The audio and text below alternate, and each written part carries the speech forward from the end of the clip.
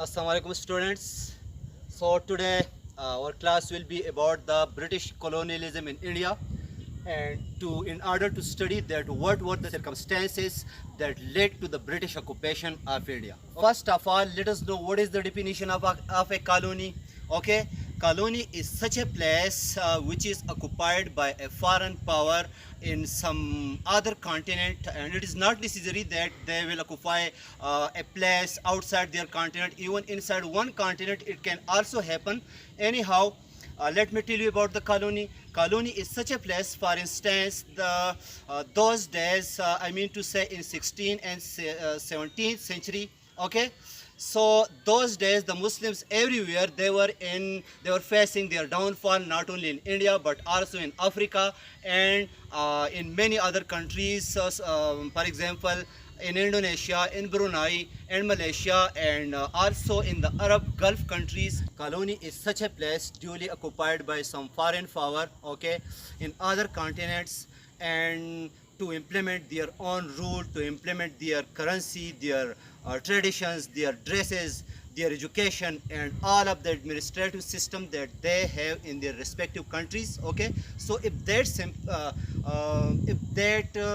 system is implemented in some other country, okay, by the foreigners, and the area that they occupy, the occupied places or regions, they automatically become colonies of other powers. Now we come to discuss the colonies in different continents. Okay, so the European powers, especially the Great Britain, France, Portugal, Holland, Spain, and likewise many other countries. Okay, so they had colonies not only in Asia like India, China, and Burma, Bhutan, Nepal, Sri Lanka, China, etc. But they also had colonies in other parts of the world. For example, the Dutch had colonies in shape of East Indies, which is now called Malaysia, okay, and also Indonesia was included in that list. Similarly, Brunei, Thailand, Philippines, okay, all these countries or regions, they were confiscated, they were occupied by the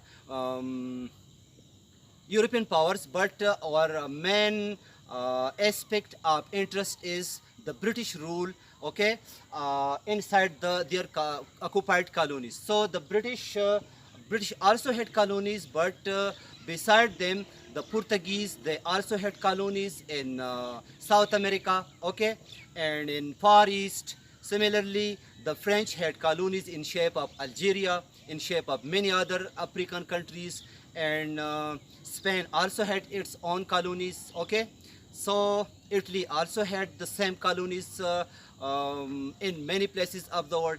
And one thing to remind you that Canada itself, Canada at the present United States of America, including Mexico, these were also ruled, not Mexico but Canada and United States of America, it was ruled sometime by the Great Britain, okay, until July 1776, when the people of America, they rose in revolt against the British and finally got their freedom.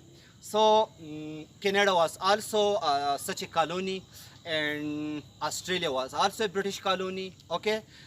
Similarly, they had many colonies in many parts of the world. Now, what were the purposes of colonialism? Colonialism had many purposes in the favor of the occupants. Number first was that to occupy those lands and to introduce and implement their own rule upon the occupied places or regions. Okay. Number two, to exploit the resources in shape of coal, forests, and likewise many other purposes. Okay. So under this was the second purpose of the occupation of some regions, and to give them the shape of colonies. Okay, so and number three, colonies could provide lot of laborers, lot of soldiers. Especially those days, there were wars that were fought in many corners, in many places of the world. Europe itself was in war with one another. For example, the wars between Britain and France, the wars between Britain and Portugal, and similarly wars between Spain and Portugal, etc. So in those wars, they needed to fight those wars, they needed soldiers. And India, as you know, even those days, it had lot of population. Okay, so India was such a place, from in place of which occupation, okay, they could hire lot of laborers, lot of soldiers to recruit them in their respective armies and to use them in war against one another, because the population of European countries, it was not so much to cope with things like wars, etc. Okay, so the third point, to occupy some place for colonies. European powers were expecting from the occupation of those colonies. Okay, and number third, as I told you earlier than this, that they needed lot of laborers and cheap laborers and soldiers for recruitment in their armies and to fight wars for them. For example, you may know that in First World War and World War II, the combined number of the Indian sipais or Indian soldiers that fought those wars, both of these wars for the Europeans, okay, so their number was more than 2 million, 2.7 million. So it is a huge number, okay. And if they didn't have colonies like India, so we can't say that they could win the First World War or World War II. कॉलोनियों और colonialism की बात हो रही थी, तो यही वजह है कि आज अमेरिका, कनाडा, ऑस्ट्रेलिया या दुनिया के दीगर काफ़ी सारी खित्ते, ठीक है, जिनकी अंग्रेज़ों की आमद से या यूरोपियन ताकतों की आमद से पहले उनकी मुख्तलिफ अपनी ज़ुबानी थी, अपने कल्चर्स थे, अपने रिवाज थे, अपना अलहदा मतलब मज़हब वगैरह, ये सारी चीज़ें। तो यूरोपियन की आमद से और उन इलाक़ों पर कॉलोनियों की शक्ल में कब्ज़ा करके, ठीक है, तो उन इलाक़ों की अपनी ज़ुबानी भी मिट गई। मसलन कनाडा वालों की अपनी ज़बान आज मतलब वो नहीं रही जो पहले हुआ करती थी, आज वो इंग्लिश बोलते हैं। यही मिसाल अमेरिका की भी दी जा सकती है और यही मिसाल जो है ये कनाडा की भी है, ठीक है, क्योंकि जब बाहर की ताकतों ने आके इन कॉलोनियों पर कब्ज़ा किया तो उन्होंने अपना मतलब अपनी ज़ुबान, अपने रसूम व रिवाज, अपनी सकाफ़त, अपना लिबास, अपना मज़हब, अपनी बहुत सारी चीज़ें, ख़ास तौर पर अपनी तालीम और अपना एडमिनिस्ट्रेटिव सिस्टम जो है ये मतलब वहाँ पे लागू कर दिया। यही तो वजह है कि जनूबी अमेरिका के अक्सर ममालिक वहाँ पे स्पेनिश बोली जाती है। वजह यही थी कि वहाँ पे स्पेन वालों की हुकूमत थी। इंडिया, बांग्लादेश, पाकिस्तान, श्रीलंका या बर्मा आसपास के जितने इलाके हैं, ठीक है, तो इन पे चूँकि ब्रिटिश का कब्ज़ा था तो यहाँ पर इंग्लिश बोली जाती है। इस तरह लीबिया, अल्जीरिया वगैरह वगैरह इन इलाकों में आज भी फ्रेंच बोली जाती है। तो इसकी वजह यह है कि वहाँ पे फ्रांस वालों का कब्ज़ा था। रेड इंडियंस का तो आपने नाम सुना होगा। कोलंबस जब अमेरिका उसने डिस्कवर नहीं किया था, ठीक है, तो वहाँ पहले जो लोग रहते थे तो उनको रेड इंडियंस कहा जाता था, बल्कि ये नाम भी कोलंबस ने दिया था।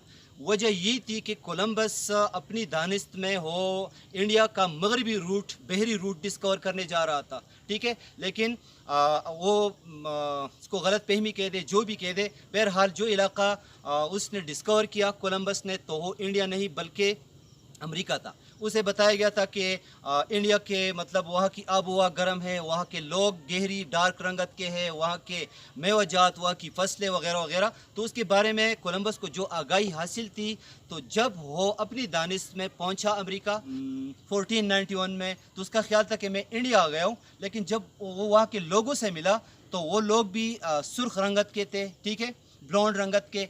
तो कोलंबस ने मतलब उनको रेड इंडियंस का नाम दिया। तो चूंकि बाद में जब ये रास्ता बहरी रूट डिस्कवर हुआ एक बार, तो पुर्तगालियों के बाद मतलब वहाँ डच भी चले गए, ओलंदेज, हॉलैंड वाले, उनके पीछे पीछे फ्रेंच भी चले गए, स्पेनिश भी चले गए, इटली वालों ने भी जाके अमेरिका में मतलब अपनी कॉलोनियाँ बसाई, वहाँ पे रहने लगे। इसके बाद अंग्रेज़ भी चले गए और अंग्रेज़ों ने जाके अमेरिका पे कब्ज़ा कर लिया, ठीक है।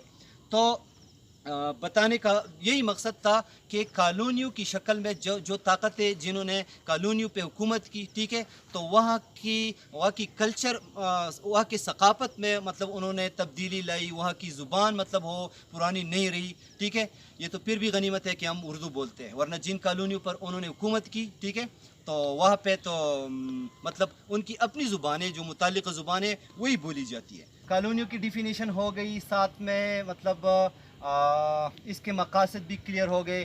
اب ہم تفصیل سے ذکر کریں گے واسکو ڈا گاما کا اور کولمبس کا بھی آٹومیٹیکلی، چونکہ یہ ایک ہی کانٹمپریری لوگ تھے، ایک ہی زمانے کے تھے. ٹھیک ہے، تو مطلب کولمبس بھی درمیان میں آ گیا.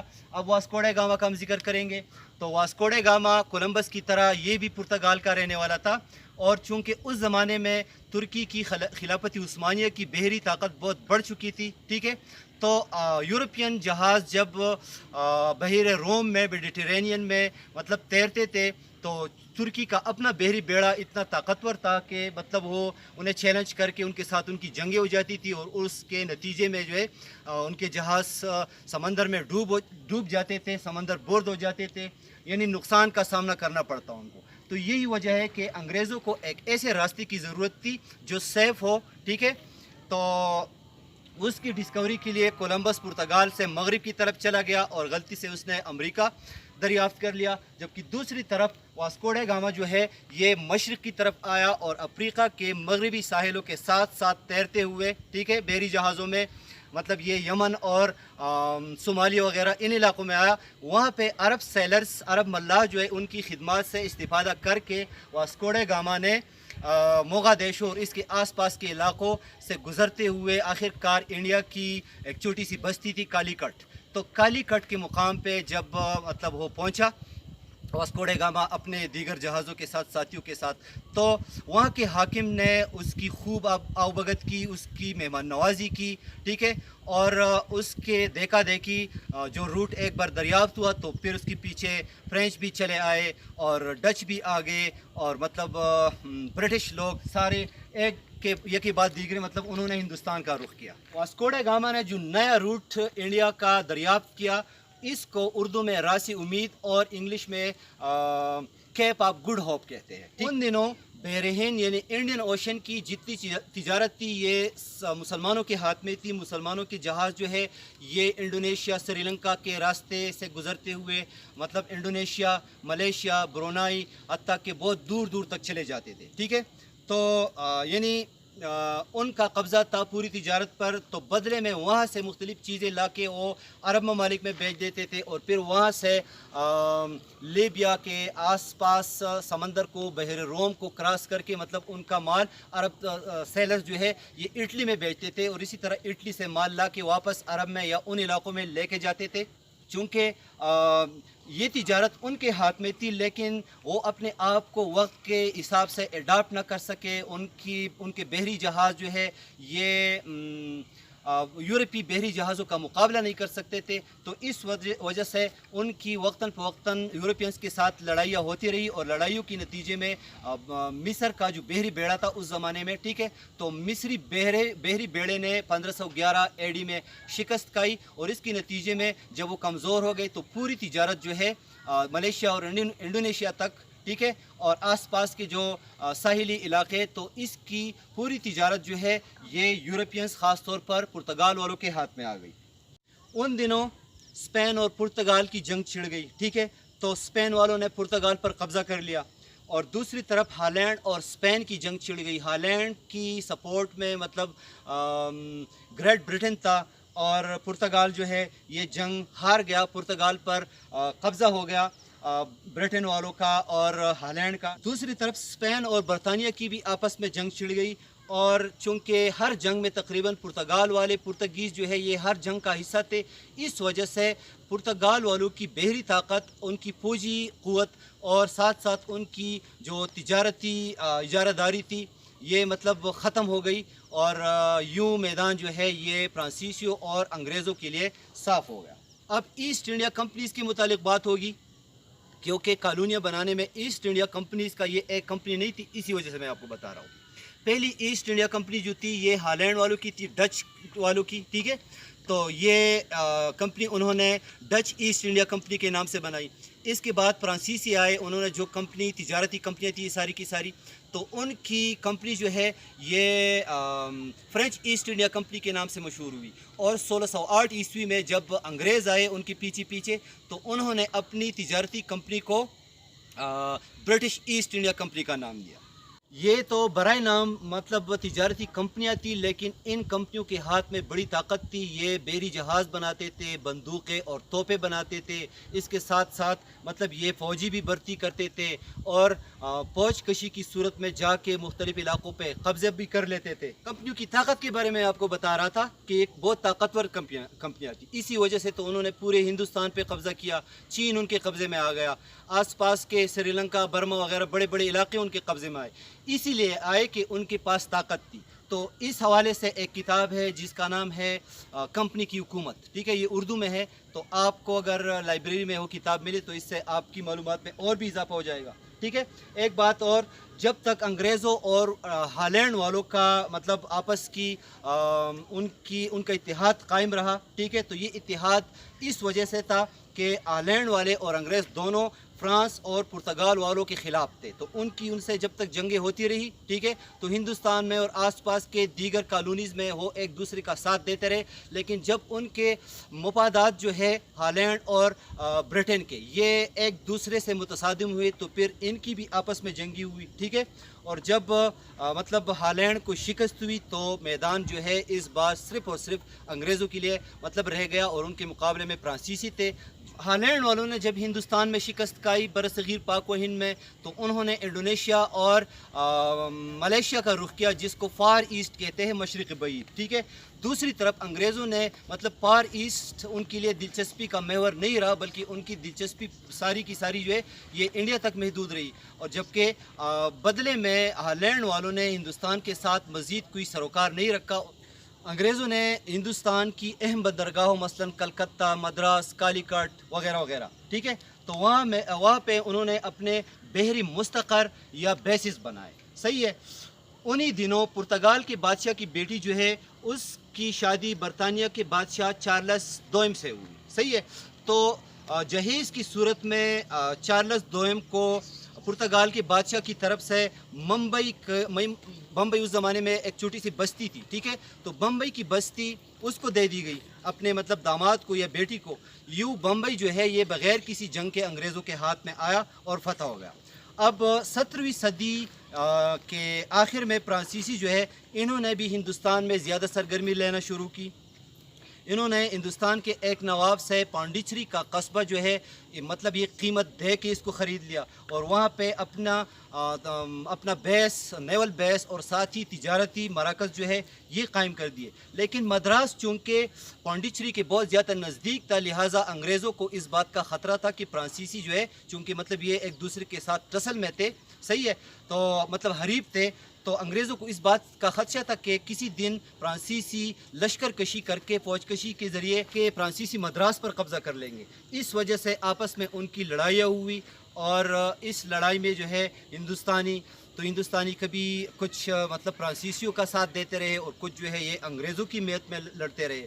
بہرحال خود ہندوستانیوں کے اپنے جو جھگڑے تھے تو یورپین نیشنز جو ہے سٹارٹ میں یہ مطلب ہندوستانیوں سے بھی مدد لیتے تھے. مغل ڈاؤن فال، مغلوں کے زوال کی بات. تو مغل آپ کو پتہ ہے کہ اس کا پہلا بادشاہ جو ہے ظہیر الدین بابر 1526 میں جس نے انڈیا پہ آ کے قبضہ کر لیا تھا. ٹھیک ہے، اور اس کے بعد کافی عرصے تک مثلاً ہمایون اور پھر اکبر اور اس کے بعد جہانگیر وغیرہ. ٹھیک ہے، لیکن اورنگزیب عالمگیر کی وفات کے بعد 1707 عیسوی میں ہندوستان جو ہے یہ مطلب زوال کا شکار ہوا. اور ایسٹ انڈیا کمپنی 1857 کے بعد جو ہے اس کو ختم کر دیا گیا. ٹھیک ہے، کیونکہ ہندوستان میں جو آزادی کی جنگ لڑی گئی جو ان کی نظر میں، برٹن کی نظر میں مطلب یہ بغاوت کہلاتی تھی، تو چونکہ یہ بہت بڑے پیمانے پر لڑی گئی تھی. صحیح ہے، بڑا پیمانہ تو خیر اس حد تک نہیں تھا، لیکن پھر بھی بہت سارے علاقے ایسے تھے جہاں پہ ہندو حکمران تھے یا مسلمان تھے، تو سب نے مل کر اپنے اپنے طور پر مثلاً میرٹھ کا جو نواب تھا، جھانسی کی رانی، یا اس طرح بہادر شاہ ظفر، ان کے ساتھ مختلف علاقوں کے اور بھی ان کے سپورٹرز تھے. تو انہوں نے جو جنگ لڑی انگریزوں کے خلاف، اس جنگ میں انہیں ناکامی کا سامنا کرنا پڑا تھا، اور اس کا جو کیا ہے، اس کی پاداش میں گریٹ برٹن نے ایسٹ انڈیا کمپنی کے ہاتھ سے ہندوستان کی حکومت لے لی اور 1858 میں اس انڈیا کی حکومت کو باقاعدہ جو ہے یہ برطانیہ سے کنٹرول کرنا شروع کیا. جب انہوں نے 1858 تک اور بھی ترقی ہو چکی تھی، ٹھیک ہے، مشینی حوالے سے، زرعی حوالے سے، تعلیمی یا صنعتی حوالے سے، تو ہندوستان کی صورت میں انگریزوں کو ایک بڑی کالونی ان کی پروڈکٹس کی فروخت کے لیے ہاتھ آ گئی. ٹھیک ہے، تو بہرحال 1858 سے پھر ہم کہہ سکتے ہیں کہ ایک نیا جدید دور شروع ہوا ہندوستان کا. ٹھیک ہے، کیونکہ جو اصلاحی تحریکی ہے یہ بھی اس زمانے میں خاص طور پر تعلیم کے حوالے سے سر سید احمد خان کا نام جن میں مطلب بڑھ چڑھ کے آتا ہے. تو مطلب یہ ہندوستان ایک نئی راہ پہ ترقی کی، نئی راہ پہ گامزن ہوا. تو انگریزوں نے کیا کیا؟ انگریزوں نے ایک طاقتور فوج بنائی اور اس کے ساتھ انہوں نے ہندوستانی سپاہی جو ہے یہ بڑی تعداد میں بھرتی کر لیے. لیکن یاد رکھے کہ افسر جو ہے یہ اگر انگریز مطلب دستیاب نہ ہوتے تو کسی اور یورپی ملک کے باشندوں کو لیا جاتا، لیکن افسر مطلب یورپی ہوتے تھے. تو اب تک جو بحث ہوئی، ٹھیک ہے، مجھے امید ہے آپ سمجھ گئے ہوں گے کہ کالونی کسے کہتے ہیں، کولونیلزم کیا ہوتی ہے، اور کولونیلزم کی آڑ میں یورپی طاقتوں نے کس طرح برصغیر پاک و ہند کے لوگوں کا استحصال کیا. یہ آپ کی برٹش کولونیلزم کے حوالے سے آج کی کلاس تھی. میرا خیال ہے اب تک یہ کافی ہے. Thank you.